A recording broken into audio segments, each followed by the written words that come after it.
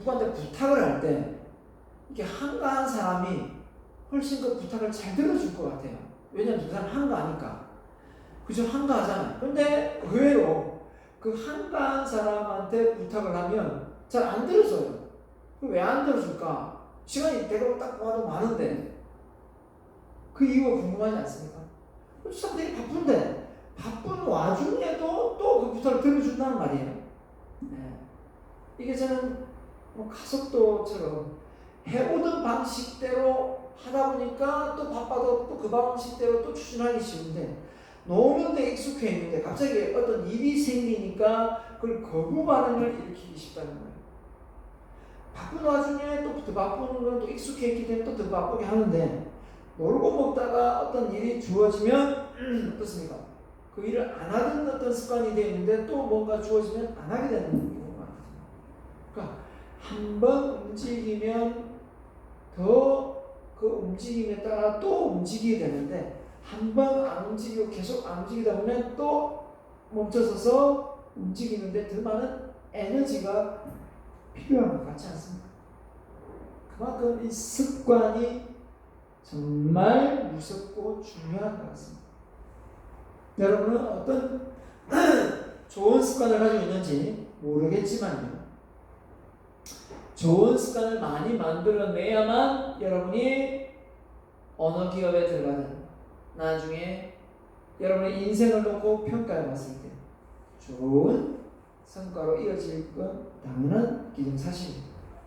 자, 5번째입니다. 대안의 실행이죠. 이제 뭐 다 대안 선별해서 평가까지 다 했는데 이걸 실행에 안 옮기고 그냥 흐지부지 되는 경우도 참 많습니다. 그래서 평가를 다 하고 정말 이제 액션을 취해야 되는데 비용 때문에 또 그 상황을 디테일하게 짜내지 못하는 또 하나의 이상의 대안이 선택되고 그의 대안이 효과를 발휘하도록 실행을 한답니다.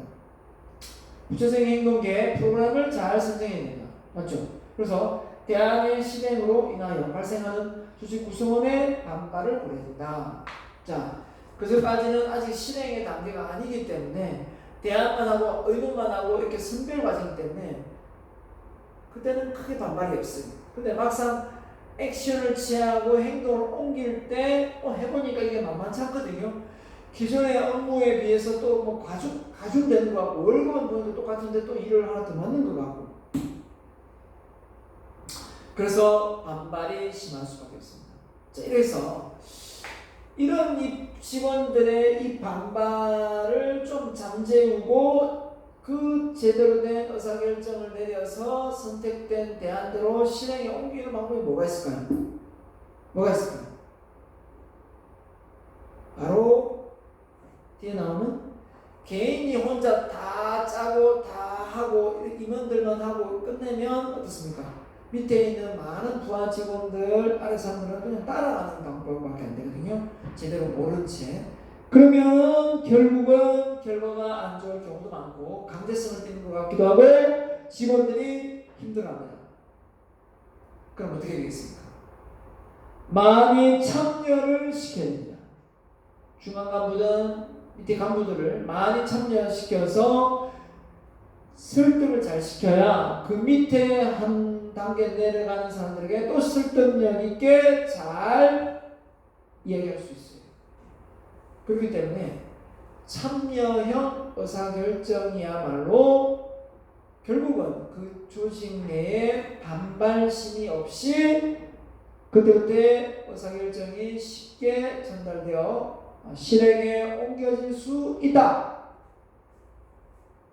뭐든지 스스로 하려고 할 때 실효성, 효과성이 있는 거지 누가 강제로 억지로 시켜서 하는 것은 때로는 안 하니까 못하는 경우도 없잖아 있습니다.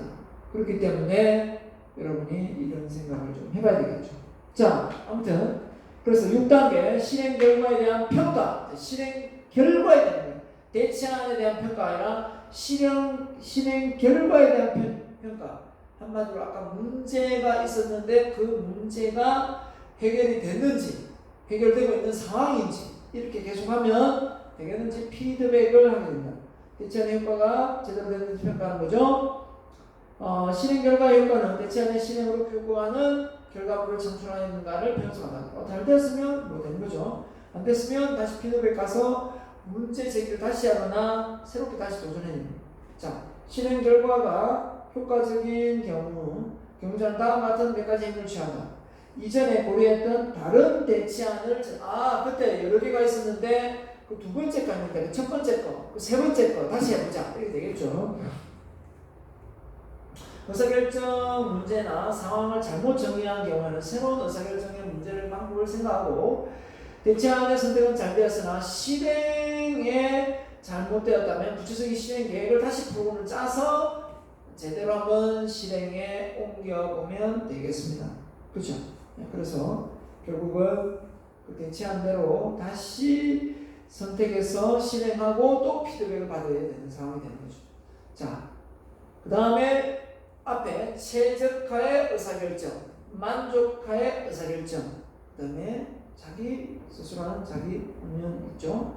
자, 최적화의 의사결정 모형은 의사결정자가 의사결정과 관련된 모든 정보를 알고 있고 모든 정보를 처리할 수 있는 능력이 있다는 가정하에 앞서서 의사결정한다고 했습니다. 근데 이게 있을 수 없잖아요. 이런 일이 있습니까? 그래서 인간의 정보 처리 능력에는 한계가 있는데 어떻게 모든 그 자료를 다 끌어모을 수 있습니까?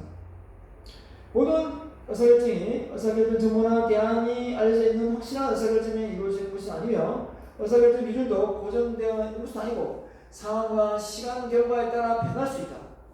여러분이 휴대폰을 살아갔는데 휴대폰 가격이 하루에도 두세 번씩 바뀐대요. 그러니까 오전에 가서 다르고 오후가 다르다는 거죠. 그러면 한 달, 두 달 사이에는 정말 달라진다는 거죠. 자, 그런 어떤 상황에서 대리점들이 그 고객한테 어떤 그 판매할 방식이 자기한테 마진이 유리한 방향으로 갈 것인지, 고객한테 더 많은 서비스가 갈 것인지, 고객의 어떤 휴대폰 가격을 깎아줄 것인지, 이런 부분이 수시로 바뀐다는 거예요. 그러니까 불확실한 이런 상황에서 휴대폰 하나 사는 것도 쉬운 건 아니죠, 그죠? 따라서 완전한 합리성하에 최적화하는 의사결정이 앞서 있었죠. 하기보다는 제약하에 의사결정을 할 수밖에 없다. 그래서 이제 제한된 합리성이 나오겠죠. 만족한 의사결정은 어쩔 수 없이 충분한 의사결정을 할 수 없기 때문에 최적화의 단계에서 의사결정을 할 수 없다는 걸 인정하는 거예요. 그러니까 어느 정도 만족하면 그걸로 끝을 내야지. 아직도 부족해, 최적화되는 단계, 아직 시간은 여기 부족해 하면 언제 의사결정 내리냐. 그래서 만족하의 의사결정 모형은 제한된 합리성, 점정주의라는 내용이 나옵니다. 제한된 합리성이 만족형 의사결정에 속하고요. 점정주의가 나옵니다. 볼까요? 제한된 합리성. 이거 아니고 헐베르트 사이먼이 노벨상 수상 경제학자 사이먼 합리적 의사결정자는 문제의 성격, 해결책에 대한 부적절한 정보보다 완전한 정보를 수집하기 위한 시간과 맞죠? 경제적 비용, 많은 양의 정보를 기억할 수 있는 능력에 한계가 있다. 지적 수준에 한계가 있다. 라는 것을 인정하고 들어가기 때문에 제한된 합리성. 아까 앞에 그냥 최적화에서는 그냥 합리성이 나왔지만 이 만족화 의사결정에서는 제한된 합리성을 하나 더 붙었죠. 맞죠? 맞죠? 그죠? 네, 그렇습니다. 이거 알아두면 되겠죠? 그래서 의사결정자는 성과를 최대화하는 의사결정을 하기보다는 만족스러운, 그러니까 어느 정도 만족스러우면 그냥 된 거예요. 그래서 잘한 대로 인식되는 거니까.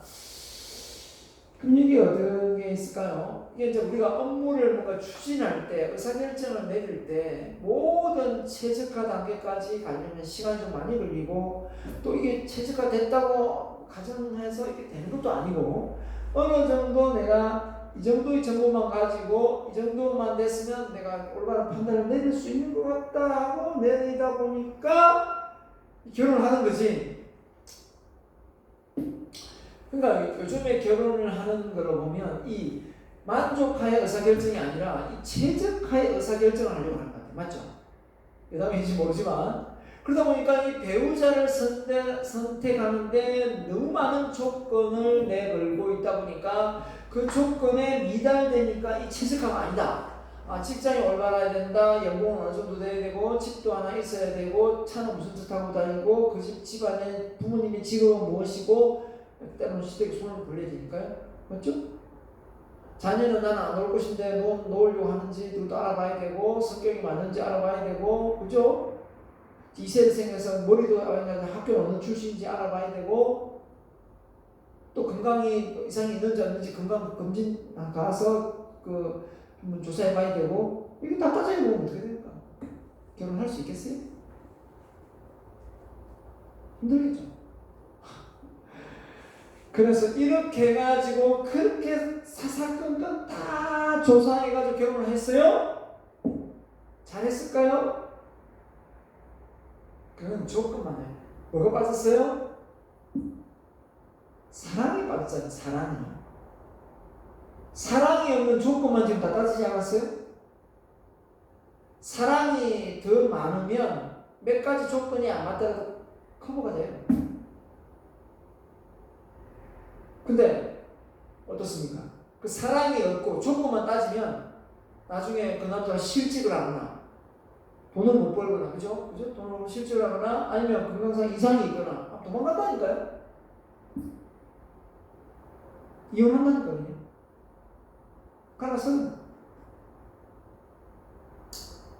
그래서 저는 사랑이 중요하다. 그 사랑이 이해해주고 감싸주고 가야 될 부분이 참 많기 때문에 부부가 행복하게 잘 사는 것이 어디 서로 잘 맞아서 조건이 잘 맞기 때문에 행복하게 사는 것처럼 보이죠? 그런 사람은 없습니다. 여담으로 여러분에게 좋은 교훈을 주는 거예요. 자, 갑니다. 역시 마찬가지라는 거예요. 회사를 경영하는데 많은 정보를 가지고 있고 모든 최적화된 상황에서 합리적인 의사결정을 내리면 참 좋겠으나 그럴 수는 없다. 제한된 합리성을 할 수밖에 없다라는 겁니다.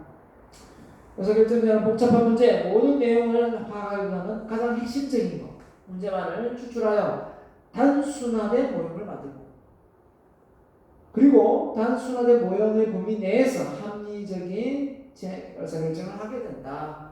네, 두 번째, 점정주의. 검증이 아니고 점정주의. 자, 점정주의는 최대화 최적화를 시킬 수 있는 다양한 대안을 고려하기보다는 최근에 가장 효과적이었던 대안과 비교해가지고 차이가 적은 대안만을 고려한다. 과거에 했던 것 중에 가장 그죠? 괜찮았던 거, 그죠? 대안 중에 비교해서 차이가 적었던 거 대안을 해가지고 그 차이가 너무 많이 나면은 어떻습니까? 가장 효과적인 대안과 비교해가지고 차이가 좀 적은 대안을 리스크를 많이 안 하는 거네요. 그죠? 과거의 대안과 성과가 새로운 의사결정을 위한 중요한 기준이 된다. 과거가 기준이 되는 거죠. 그죠? 점점 조금씩 좋아지는 거예요. 조금씩 그렇죠? 이렇게 해서 나아가는 거지. 그러니까 변화를 안 하는 건 아니니까 그런 어떤 상황에서 의사결정을 너무 리스크가 큰 건 좀 기업이 부담스러운 거죠.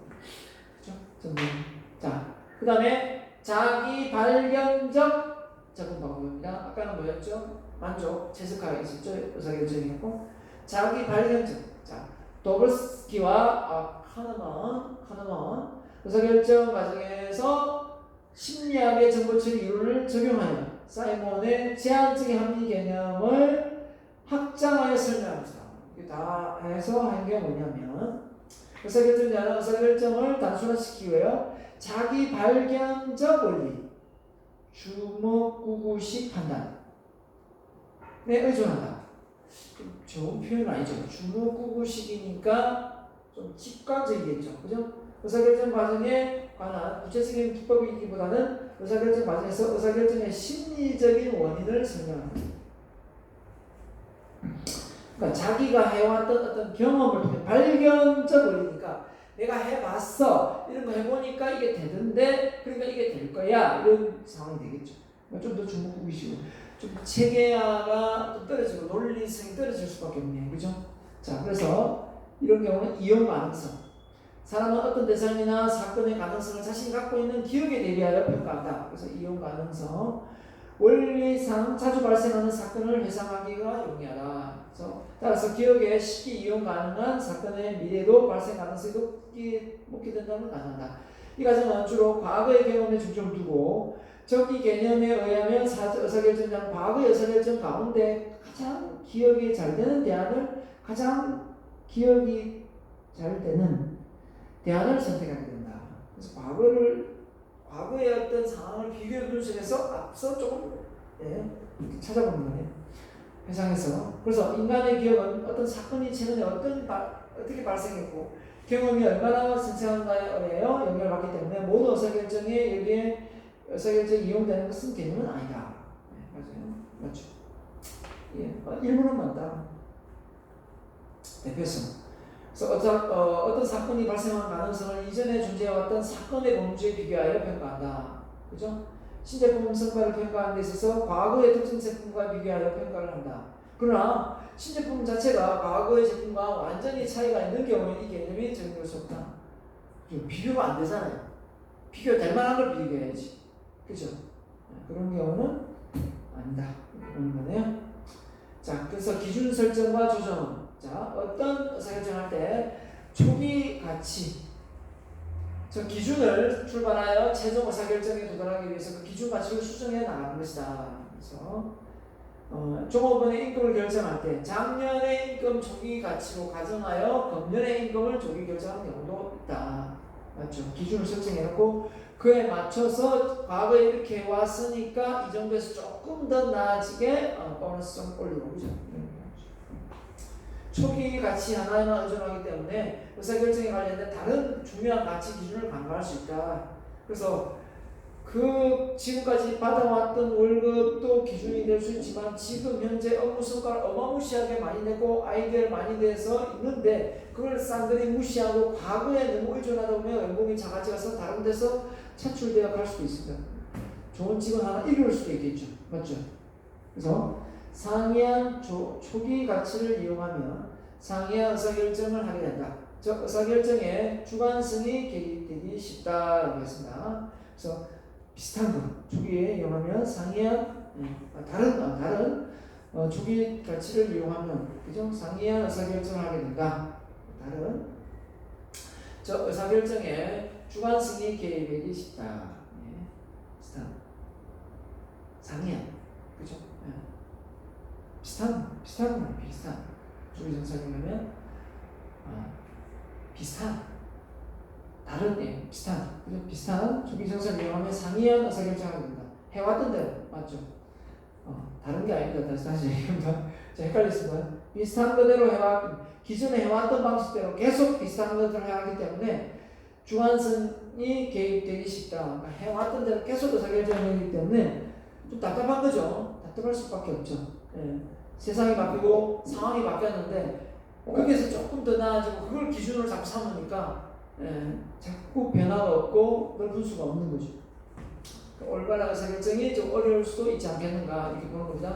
그 다음에 큰 개념 집단적 의사결정의 장점과 단점이 잘 나옵니다. 현재 집단적 의사결정이 뭐냐 말 그대로 의사결정을 혼자서 하지 않고 집단적으로 의사결정을 합니다. 자, 집단 의사결정 위원회나 태스크포스 팀 같은 집단적으로 하는데요. 보통 몇 명이 하냐? 5명 이상, 15명이 가장 적당하다 이렇게 얘기합니다. 집단 의사결정은 개인의 단독으로 하는 경우보다 집단을 하면 질이 증가되거나 감소시킬 수 있다. 집단이 다 무조건 많이 다수결로 한다 해서 의견을 낸다 해서 그 질이 월등히 높다 이게 또 아니에요. 근데 대체적으로 높을 가능성은 있겠죠. 머리를 그렇게 여러 명이 맞닿아서 대안을 내고 그걸 검증하는데 결국은 한 사람이 혼자 하는 것보다 더 월등하겠죠. 하지만 꼭 그렇지만 않겠죠. 뭐 워렌 버핏이나 이런 사람들이나 빌 게이츠나 아니면 뭐 알리바바 마윈 같은 사람이나 피터 드루크나 아니면 엘리 토플러나 아니면은 마크 주커버거나 이런 한 사람의 인재가 그 여러 명의 몫을 하잖아요. 또 돌아가신 또 누굽니까? 애플, 그죠? 사장, 그죠? 결국은 뭡니까? 여러 몫을 하잖아요. 여러 몫을. 그렇기 때문에 집단 사고가 무조건 월등히 높다. 그렇게 될 수는 없겠죠. 네. 그렇습니다. 자, 스티브 잡스, 애플의 사장 스티브 잡스. 자, 집단 의사결정의 장점 뭘까요? 자, 보다 완전한 정보를 제공할 수 있다. 조금보다 더 완전한, 혼자 개인보다는 단독보다는 많은 대안을 개발할 수 있고, 그죠? 정보가 많이 수집되기 때문에 여러 사람에 의해서 그 다음에 전문가도 많이 고용할 수도 있고요. 해결책에 대한 수용 가능성이 증가합니다. 이게 대한 장점이에요. 왜냐하면 여러 사람이 같은 어떤 대안을 가지고 개발을 했기 때문에 참여율이 높아져서 그 참여율이 나중에 그 대안이 나오면 또 실행률도 높아질 수밖에 없잖아요. 근데 참여도 안 했는데 대안이 나왔다고 이렇게 새로운 대안을 툭 제시해주면 이거 내가 참여도 안 했는데 이걸 실행 옮겨야 되나? 거부할 수도 있죠. 그래서 해결책 수용 가능성이 증가된다. 이게 장점입니다. 합법성. 당연히 이제 어떤 개인적인 상황에서 권력과 권한에 의해서 어떤 대안을 가지고 밀고 나갈 수도 있지만 이 여러 사람이 대안을 제시하고 그게 선별해서 민주적으로 딱 하면 이건 우리가 다수결에 의해서 이게 시행됐기 때문에 이걸 누가 거부할 수 없고 우리가 다 함께 힘을 모아서 해야 된다라는 인식이 강할 수밖에 없는 거죠. 맞죠? 네, 그렇습니다. 네, 그렇습니다. 자, 집단 의사결정의 단점은 뭐가 있을까요? 단점이 있다면 의사결정에 시간이 많이 좀. 그러니까 한 사람 혼자 하면 되는데, 그죠? 여러 사람이 의견이 분분하다 보니까 그걸 조율해야 되잖아요. 그죠? 그래서 의사결정에 대한 토의 시간이 길어질 수밖에 없고, 그 다음에 그 속에서 또 소수의 지배를 받는다. 그러니까 결국은 이 다수가 모인 상태에서 또 몇몇은 또 지배를 하거든요. 소수 지배를 받습니다. 집단 구성원의 조직 내에서 서열이 또 있습니다. 참 이게 웃깁니다. 이게 모이면 또 거기에 또 그 서열에 또 맞춰서 줄을 또 서요. 의사결정 문제의 지식 또는 다른 구성원에 대한 영향력, 언어, 표현, 기법 이렇게 높은 사람, 낮은 사람 있잖아요. 그죠? 결단력 등이 서로 다릅니다. 우유부단한 사람이 있으면 또 결단이 딱 있는 사람한테 또 끌려가잖아요. 이로 인해 한두 명의 구성원이 자신의 장점을 이용해 다른 구성원을 지배할 가능성이 있다. 따라서 소수가 집단을 지배하게 되면 최종 의사결정에 대한 바람직하지 않은 영향에 미칠 수 있다라는 거 맞죠? 그 수밖에 없는 거죠. 그래서 동조에 대한 압력. 그러니까 원래는 안 하려고 했는데 저 다수가 저로 가니까 나 몰라 다 다른 의견 내려 하다가 참 좋아 이렇게 되죠. 충분히 있습니다. 네, 그죠? 집단. 그 다음에 애매모호한 책임성. 이게 참 단점이죠. 개별로 하면 딱 누가 하고 딱딱딱딱 이렇게 정하면 되는데 단체로 안을 냈습니다. 근데 실행은 누가 하냐? 누구 몫이냐? 누가 책임을 질 거냐? 이거죠. 그럴 때 애매모호하기 때문에 잘 된 거는 자기가 성과로 인정하고 싶고 안 된 거는 자기 책임 회피를 통해서 팀워크에 대한 어떤 불편함, 어떤 팀워크의 부재로 또 탓을 돌리고 싶은 게 사람 심리 아닙니까? 그죠? 그렇기 때문에 책임이 애매모호해서 누가 독자적으로 밀고 나가는 힘이 약할 수도 있습니다. 이건 좀 소통을 통해서 잘 해결해 나가야 될 부분이 아닌가 생각이 들고요. 집단 의사결정의 유효성입니다. 자, 일단 유효성이 되려면 어떻게 되냐? 정확해야 돼요. 또 신속하게 해야 됩니다. 이게 빨리 하지 않고 어물쩡하다 보면 오히려 결과가 맞죠. 타이밍을 놓치게 되는 거죠. 그 다음에 창의성이 있어야 되겠고 수용 정도, 구성원들이 수용을 잘 해야 되는데 아무리 좋은 그 아이디어를 내도 그 집단에서 수용을 하지 않으면 쓸모가 없잖아요. 조직의 규모. 그래서 5명에서 15명이 가장 적당한 어떤 인원이고요. 예, 이 인원이 서로 아이디어를 내면 참 좋겠습니다. 그래서 집단 의사결정의 효율성. 집단 의사결정은 개인의 의사결정에 비해 시간이 많이 소비된다. 맞죠? 인정되죠? 자, 그 다음에 집단 의사결정을 활용할 것인가 여부는 기본적으로 유효성의 증가, 효율성의 손실을 상쇄하고도 충분히 가치가 있을 때 하게 된다. 예, 한마디로 효과가 있어야 되겠죠. 효율성에 그죠? 효과가 있어야 됩니다. 결국은 효율성의 부분에서 효과 그 방법이 예를 들면 이런 부분이 되겠죠. 쉽게 이해하면 초가상간에 앞서 얘기했을 겁니다. 초가상간에 빈대가 나타나는데 효과를 보기 위해서 한다 그러면 빈대가 나타나면 불길을 끕니다. 근데 효율성 떨어지잖아요. 집이 없어서 그래요. 효과는 맞지만 빈대라는 효과는 보지만 효율성 부분은 또 달라질 수 있는 겁니다. 그러니까 효율성 대비 효과가 월등하더라도 효율성이 문제가 되면 안 되겠죠. 그죠? 예. 근데 그 효율성이 문제가 되고 효과가 확실히 좋다. 그리고 그게 성과가 이어진다. 물질로 되겠죠. 근데 집은 남겨야 되지 않나. 집이 없어지면 살 곳이 없지 않냐. 그러면 효율성을 통해 효과는 봤지만 다른 효율성을 찾아야 되겠죠. 그리고 효과를 보는. 그죠? 빈대를 들면 뭐 어떤 약을 뿌린다든지. 그래도 효과가 날 수도 있잖아요. 예. 아니면 뭐 인원을 들고 잡든지. 아니면 빈대를 쫓을 수 있는 뭐 잡아먹는 뭐 다른 어떤 천적을 키운다든지 뭐 이럴 수 있겠죠. 자, 집단 의사결정의 개선 기법에서 집단사고. 자, 집단사고는 집단 의사결정 대안에 대해 동의를 표시하기 위해 상이한 견해를 표현하는 상이한 견해의 표현을 유보하는 그죠? 예. 자, 이게 뭐냐? 다른 어떤 견해를 표현을 유보하는 겁니다. 다른 거죠. 그죠?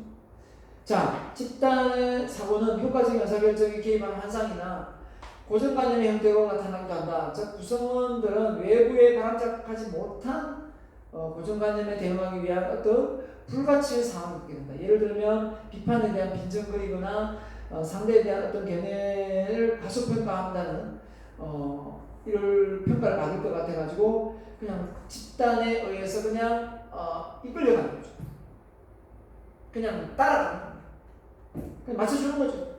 내 의견 제시하지 않고.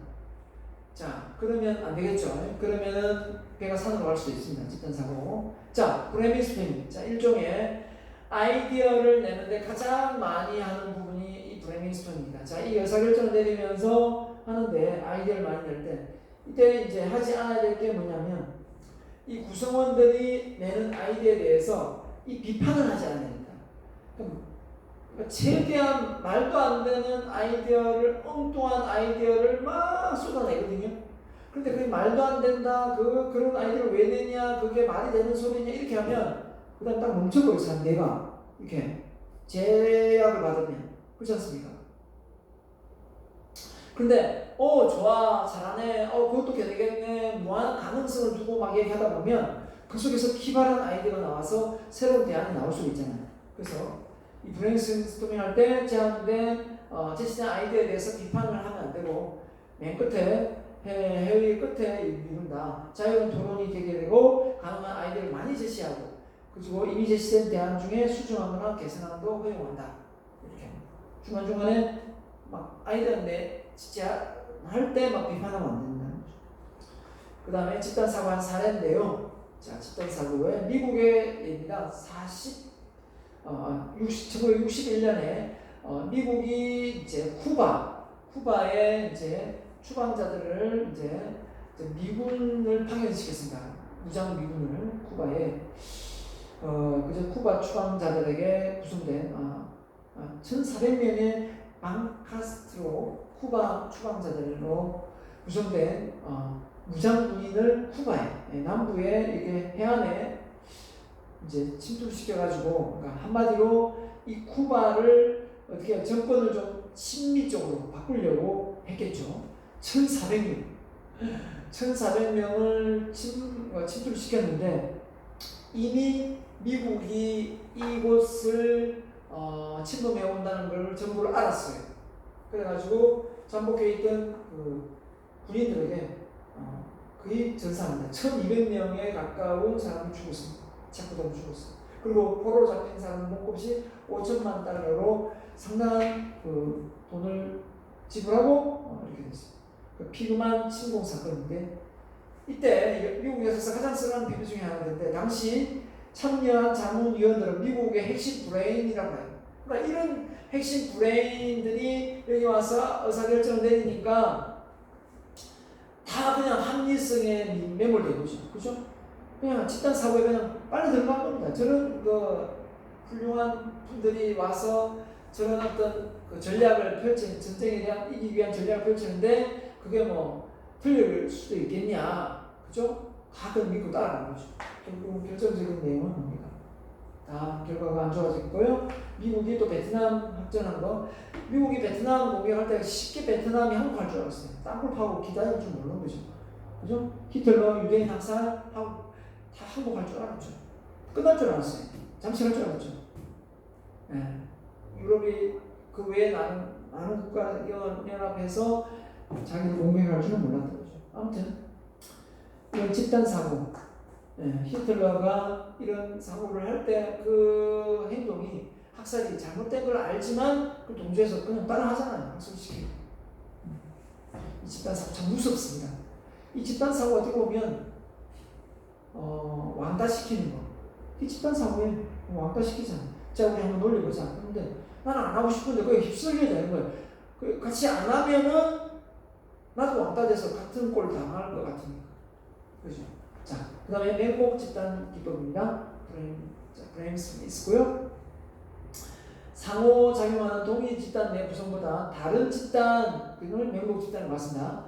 오늘부터 더 많은 좋은 아이디어를 얻을 수 있다는 가정하에 개발된 기법이다. 그래서 꼭 그 동일한 집단 내 구성원만 좋은 아이디어가 나오는 것이 아니라 다른 집단에도 아이디어가 있다. 참고하자 이거죠.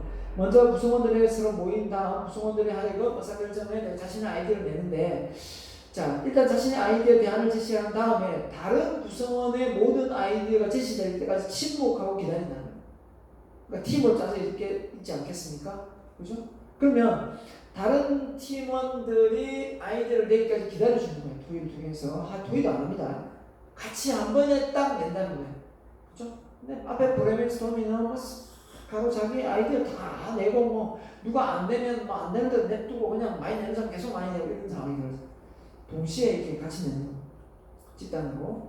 그죠? 내는 겁니다. 집단의 아이디어가 명확하게 도입하고 평가하는. 그래서 집단의 아이디어에 대해서 독립적으로 우선 순위를 매겨가지고, 자, 이것도 두 명의 익명성으로 보장되어서 누가 했는지 모르지만 자유롭게 의사결정 내릴 수 있다. 익명이 보장되는 맹목 집단 기법입니다. 델파이 기법은요. 자, 델파이 기법은 맹목 집단과 유사하지만 뭡니까? 얼굴을 마주보지 않고 한다는 거예요. 그것도 익명이지만 이건 얼굴을 아예 안 보는, 출석하지 않는다.